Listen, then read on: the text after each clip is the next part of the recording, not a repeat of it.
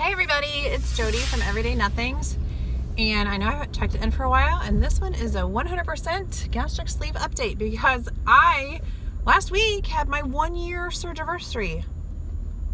1 year out. It is so hard to believe that a year ago I was in pain on my couch, could barely drink liquids, couldn't even get in like the minimum liquids that they wanted me to. I remember I was in so much pain in this one spot early on. I think I talked about earlier that they actually thought I might have a leak, so I had to go into the office, and it was rough.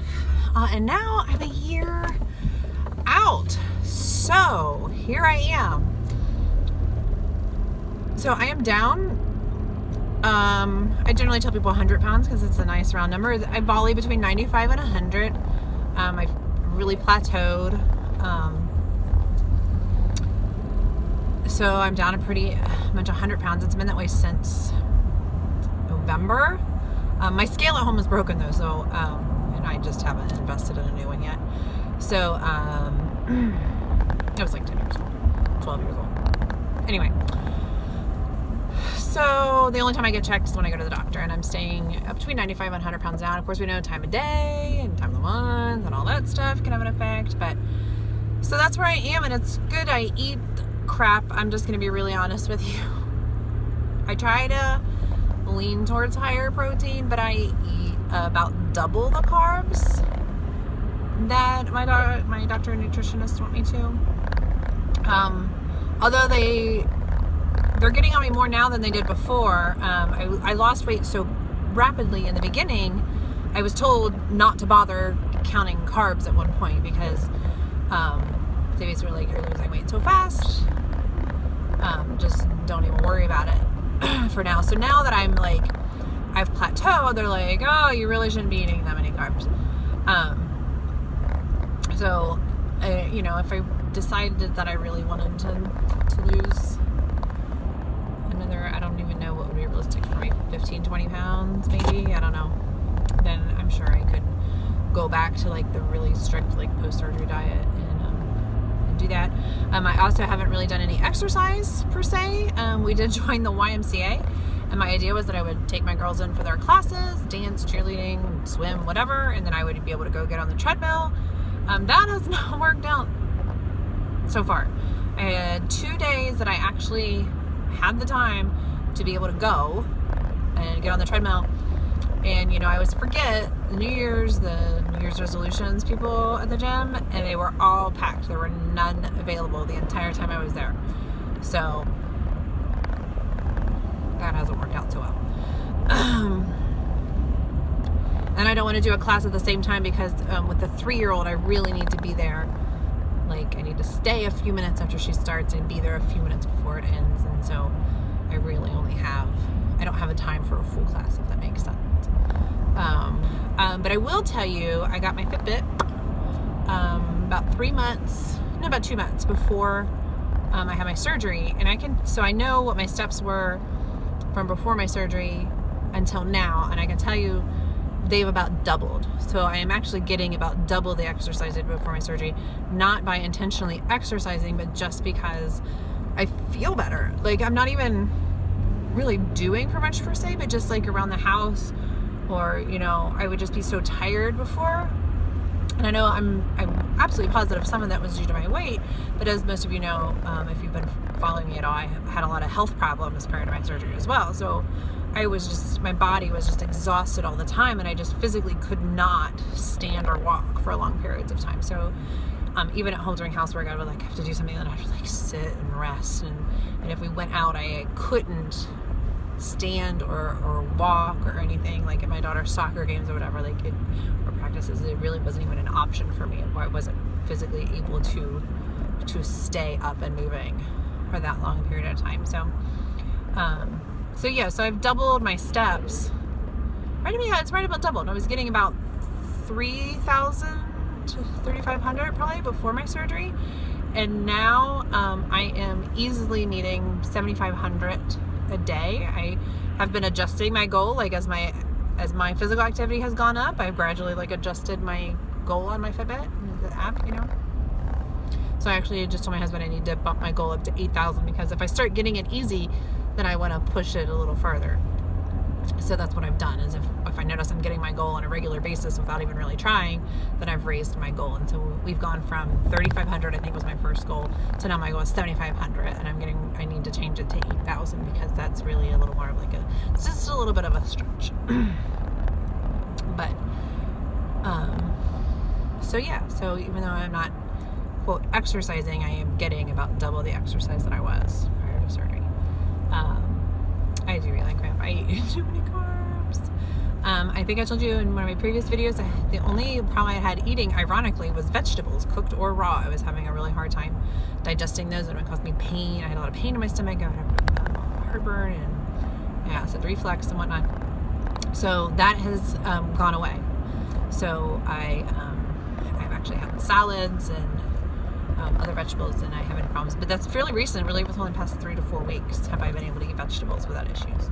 But that opens a lot more options for me for my meals of being low carb when you can actually have vegetables. So that's that. I'm trying to think what else. I just feel good. I'm the smallest on the bottoms. I'm the smallest I've ever been. I'm a pretty solid size 12. Pants and skirts. Large. Of course, as you all women know, it depends on what store you're at. But it's a pretty solid size 12, just about every store I've been to. And that to me is just insane. I've never been at 12. Even as a teenager, I was a 14. 14 was like the smallest I ever got. That was like the skinny me. And I'm a 12. And there's still a lot of loose skin and stuff going on down there. So up top, I'm about a 14, 16. My girls are still pretty big, I have to say. I know everybody's different, your body's different, but I retained most of my girls. I am a triple D still. So maybe probably between a double D and a triple D, but double D is I start to spill over. So I do triple D because I don't like to spill over. So anyway, it's pretty good. What else? Surgery related. I wanted to keep this surgery related. I do have extra skin. I have this thing really drives me nuts more than I would. I don't know if you can tell in the video. Every now and then I catch a picture of myself and there's like this little waddle of like wrinkly, creepy old lady skin. It reminds me of like old, like 80-year-old women that get this little thing here. That's what it reminds me of. I'm 40. I need to have that. That bothers me more than I thought it would. And then I do have a lot of my stomach. I don't know if I mentioned before, but I had a lot of extra skin after my pregnancies. Even before I had significant weight loss in my pregnancies, I was huge. If I can figure out how to insert pictures, I'll insert a couple pictures. With both of my pregnancies, I had people assume that I was having multiple births, twins, and with my oldest, actually, people assumed that I was having triplets. That's how large my stomach was. The weight that I gained during both my pregnancies, all belly. I was all belly and boobs, but all belly. It was huge. And it was all like hard belly. With my second, I had gestational diabetes, and I remember the one time the nurse practitioner was trying to give me an injection in my stomach, and she's like, they're supposed to like pinch the skin and put it in the skin, and she's like, your skin is so tight, it's like there's nowhere to pinch, and it was all hard. It's hard. I don't know what it is about me. I don't know why my belly gets so big, but my belly gets huge with my pregnancies. So naturally, I already had a lot of extra skin before that, and then of course the weight loss just creates even more. So I also think I have never asked my doctor, but I think I have what's it called, where your stomach muscles split, diastasis recti, for my second pregnancy. And so I really want to get a tummy tuck. I've wanted to have the skin removed since my first pregnancy, and then after my second pregnancy I started thinking I might have a diastasis recti, and then now that all that plus the weight loss, I definitely want a tummy tuck. Get that fixed, and then as far as my breasts go, I don't really know. Here's talking about elastics. That's pretty common after such extreme weight loss.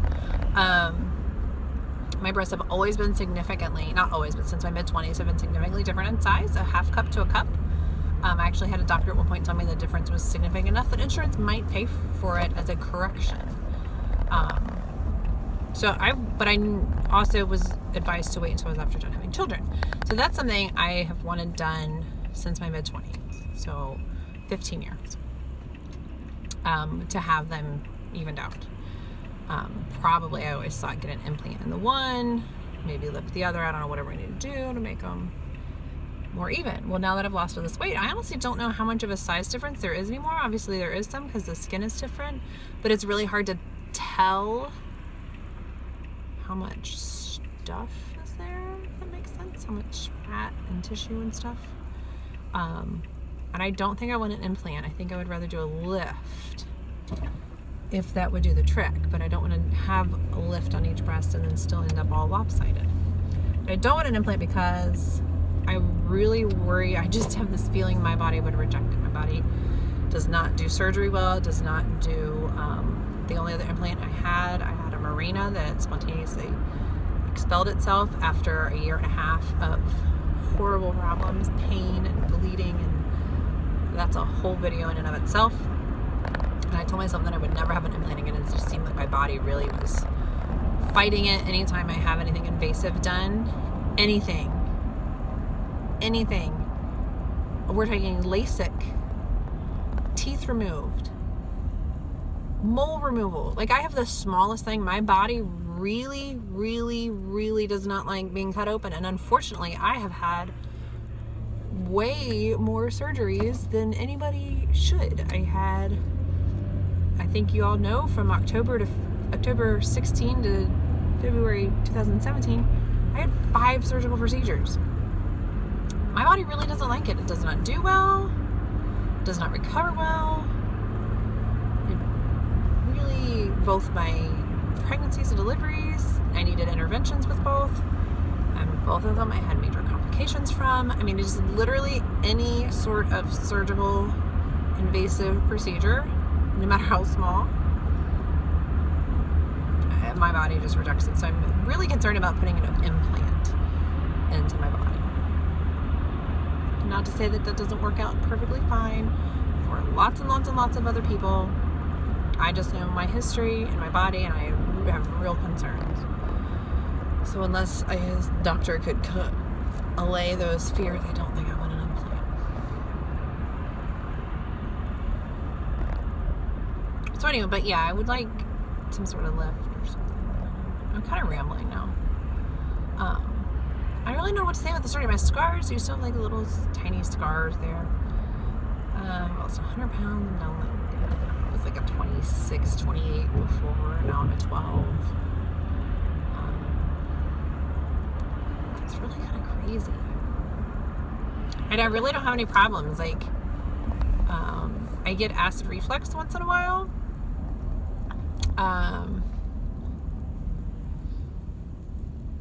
But I haven't been able to find any rhyme or reason as to why. Like, usually people seem to be able to pinpoint a food, and I haven't been able to.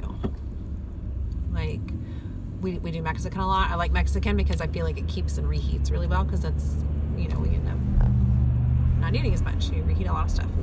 So, you know, one day we'll go Mexican and I'll eat spicy Mexican food and it'll be fine, and we'll go a week later and I'll have horrible heartburn that night. Same with, you know, Italian, all the usual stuff. I do small amounts of sweet tea. That's the only caffeine I get. So long story short, because my phone is cutting me off, I feel great. It's been a year. I'm down 100 pounds. All of my health problems have disappeared. I have not been this healthy, and I honestly don't even know how long. I feel amazing. If you are considering it, whether it's for just weight loss or whether you have a metabolic disorder or other endocrine issue that your doctor thinks this might work, you know, I know it's not for everyone. Nothing is, but I really cannot recommend it highly enough. It has changed my life. It has improved my life immensely. So thanks for checking in, and I'll talk to you later. Bye.